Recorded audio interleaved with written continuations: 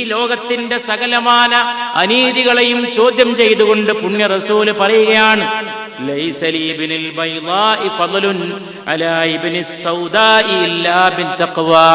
ഒരു വെളുത്തവന്റെ മകന് ഒരു കറുത്തവന്റെ മകനേക്കാൾ ഒരു പ്രത്യേകതയുമില്ലെന്ന് പരിശുദ്ധ റസൂൽ സല്ലല്ലാഹു അലൈഹി വസല്ലം.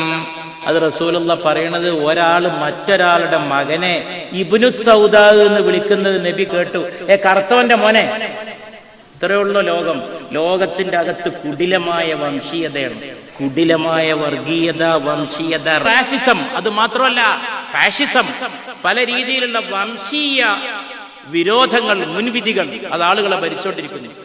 ഞാൻ ഹ്യൂമിനെ വായിച്ചപ്പോ, ഹ്യൂമിനെ പറ്റി ലോകത്ത് പലരും പ്രശംസിച്ചിരിക്കുന്നു. ഹ്യൂമ് വല്ല ഫിലോസഫി എഴുതി വെച്ച ഫിലോസഫറാണ്. പക്ഷെ ഹ്യൂം എഴുതി വെച്ചിട്ടുണ്ട്, ഏറ്റവും മോശപ്പെട്ട വെള്ളക്കാരനാണ് ഏറ്റവും മെച്ചപ്പെട്ട കറുത്തവനേക്കാൾ മികവുറ്റവൻ.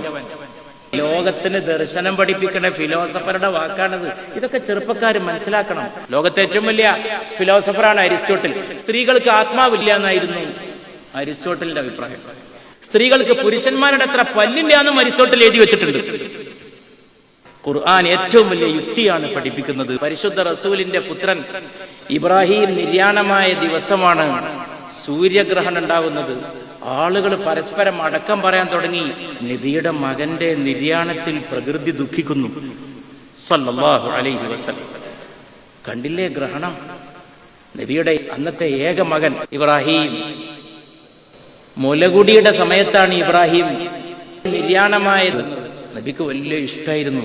നബി ഇങ്ങനെ നെഞ്ചോട് ചേർത്ത് വെച്ചിരുന്നാണ് ഈ കുട്ടിയെ സല്ലല്ലാഹു ഇലാ സദ്രിഹി. ആ കുട്ടി മരണപ്പെടുമ്പോൾ നബി സല്ലല്ലാഹു അലൈഹി വസല്ലം വളരെ ദുഃഖിച്ചു, വളരെ വ്യസനിച്ചു. നബി സല്ലല്ലാഹു അലൈഹി വസല്ലം പറയുന്നുണ്ട്, എന്റെ പൊന്നു മോനെ ഇബ്രാഹിം, നിന്റെ മരണത്തിൽ ഞങ്ങൾ ദുഃഖിക്കുന്നടാ.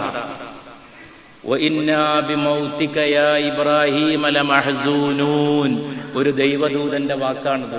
ദൈവദൂതൻ ദുഃഖിക്കും. ആരാണൊരു ദൈവദൂതൻ? മനുഷ്യരുടെ ദുഃഖങ്ങൾ ഏറ്റെടുക്കുന്നവൻ ദൈവദൂതൻ. മനുഷ്യർക്ക് അത്താണി പണിയുന്നവൻ ദൈവദൂതൻ. മനുഷ്യരെ മോചിപ്പിക്കുന്നവൻ ദൈവദൂതൻ. രാഷ്ട്രീയ വിമോചനം നിർവഹിക്കുന്നവൻ ദൈവദൂതൻ. സമത്വം കൊണ്ടുവരുന്നവൻ ദൈവദൂതൻ. മനുഷ്യന്റെ വിയർപ്പിനെ ഒപ്പിയെടുക്കുന്നവൻ ദൈവദൂതൻ. അവനെ ബന്ധിച്ചിരുന്ന ചങ്ങലക്കെട്ടുകൾ പൊട്ടിച്ചെറിയുന്നവൻ ഖുർആനാണ്. അവരുടെ ഭാരം ഈ നബി ഇറക്കി വെക്കും. ഈ പുണ്യ നബി മുഹമ്മദ് നബി സല്ലല്ലാഹു അലൈഹി. അവരെ ബന്ധിച്ചിരുന്ന ചങ്ങലക്കെട്ടുകൾ ഈ നബി പൊട്ടിച്ചെറിയും സല്ലല്ലാഹു അലൈഹി വസല്ലം. ഈ രണ്ട് വാക്കും ഖുർആൻ പഠിക്കാത്ത ഒരാൾ കേട്ടാൽ അയാൾ വിചാരിക്കും ഇത് വല്ല രാഷ്ട്രീയ പാർട്ടിയുടെ ഭരണഘടനയിലെ വാക്കല്ലേ. ഭാരങ്ങൾ ഇറക്കി വെക്കുകയും ചങ്ങലകൾ പൊട്ടിച്ചെറിയുകയും ചെയ്യും. അവരുടെ ഭാരം ഇറക്കി വെക്കും.